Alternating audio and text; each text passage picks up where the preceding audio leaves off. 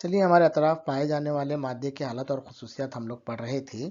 ये देखिए, ये इस सिलसिले का आखिरी और पांचवा वीडियो है। अगर आप ये पांचवा वीडियो डायरेक्टली देख रहे हैं तो इससे पहले के 4 वीडियो आप ज़रूर देखें, जब जाकर आपको मादे के हालात में होने वाली तब्दीली, ठोस माए गैस के खसूसियात, अमल तसईद और इस तरीके से मादे की क्या खसूसियात हैं, लचक है, फूटकपन है और शफ़ाफ़ियत है, सैलानियत है, इन सारी बातों के बारे में मालूमात हासिल होंगी। आइए हम आगे बढ़ते हैं। इस तस्वीर को देखिए।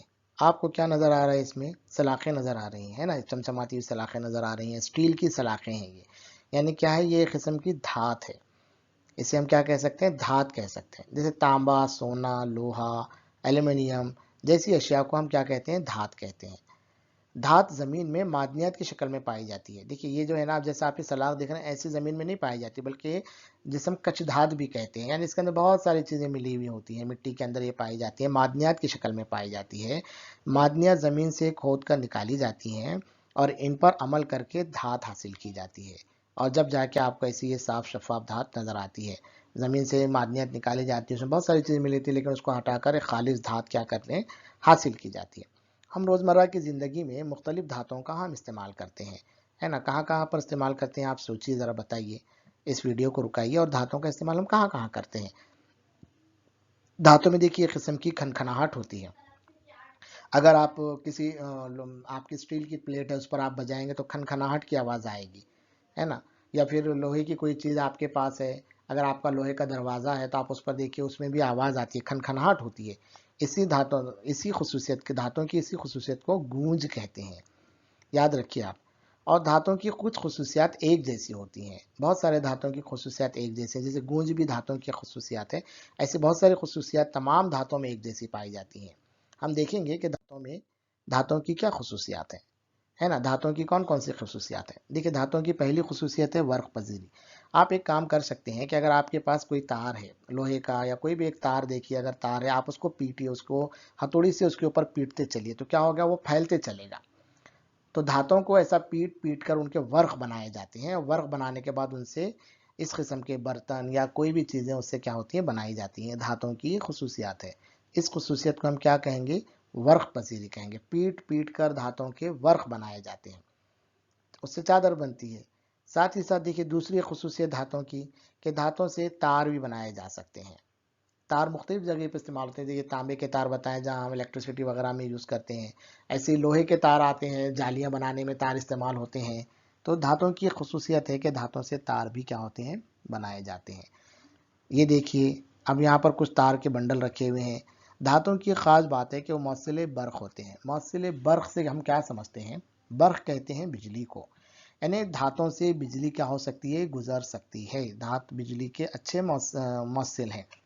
इसलिए देखिए, जो बिजली के तार आते हैं ना, इसके ऊपर क्या किया जाता है? रबर का कवर लगाया गया है ये तारों के ऊपर। क्यों लगाते हैं? क्योंकि रबर जो है बिजली का मौसल नहीं है, लेकिन उसके अंदर जो तांबे की तार है या एल्युमिनियम की तार है, वो बिजली की मौसल होती है।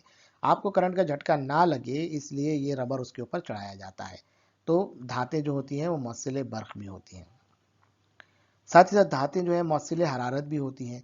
देखिए, अगर यहाँ पर इसको हरारत दी गई तो ये क्या हो गया? सुर्ख हो गया। गर्म किया गया तो धात क्या हो गई? एकदम सुर्ख हो गई। गर्म से सुर्ख, यानी हरारत को उनके अंदर समोए रखने का एक धातुओं में मादा होता है। इसीलिए हम धातुओं को मौसिले हरारत भी कहते हैं। इसीलिए तो बर्तन बनाए जाते हैं, धातुओं के बर्तन बनाए जाते हैं, हम लोग इस्तेमाल करते हैं एल्युमिनियम, स्टील, ताकि खाने को हरारत मिले, भगोने से होते हुए खाने को हरारत मिले। इसलिए धातें हरारत के मौसिल भी कहलाती हैं। और धातुओं की एक अपनी रंग और एक चमक होती है। देखिए, अलग अलग धातुओं की रंग और चमक की वजह से हम धातुओं को पहचान सकते हैं। जैसे तांबे की एक रंग और चमक आप देख रहे हैं, स्टील की रंग और चमक आप देख रहे हैं, लोहे की रंग और चमक आप देखते हैं। तो अलग अलग धातुओं के अलग अलग रंग होते हैं और उनकी एक खास चमक भी होती है। उसकी वजह से हम पहचानते हैं। ये धातुओं की खसूसियात हैं। एक गूंज भी धातुओं की खसूसियात है, जो खनखनाहट धातुओं में होती है, वो भी धातुओं की खसूसियात है। आप इसको रुकाइए और इसे अपने बयाज में क्या कर लीजिए? तहरीर कर लीजिए। तो इन पांचों वीडियो में हमने क्या सीखा?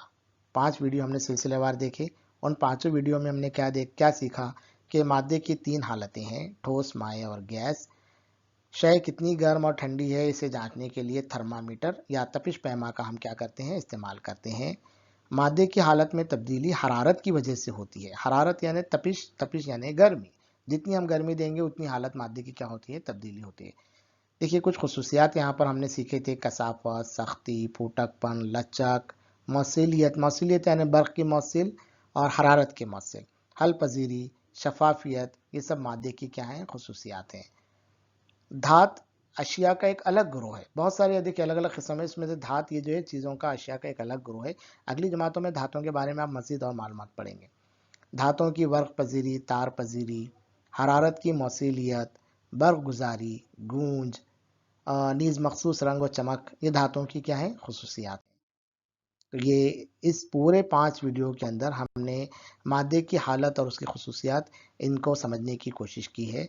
आपको हमारा ये वीडियोज़ हमारे कैसे लग रहे हैं, ज़रूर अपनी राय भी हमें दें, ताकि और अच्छे से अच्छी वीडियोज़ आपके लिए हम क्या कर पाएँ, तैयार कर पाएँ। बहुत बहुत शुक्रिया।